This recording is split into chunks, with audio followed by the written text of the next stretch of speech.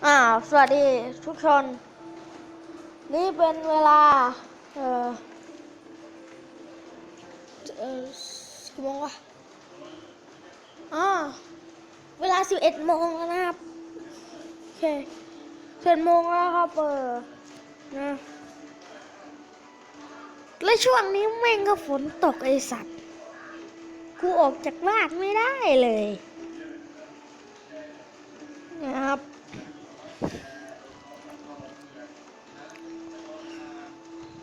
กูว่าจะไปเล่นกับเพื่อนซะหน่อยแม่งออกไปไม่ได้เป็นเวลาที่ผมไปเล่นกับเพื่อนได้ฮะเวลาอื่นๆนะผมทำงานนะครับผมนะตอนนี้มันก็ฝนตก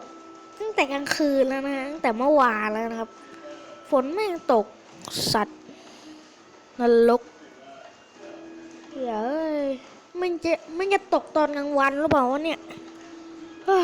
โอเคจบแค่นี้ครับ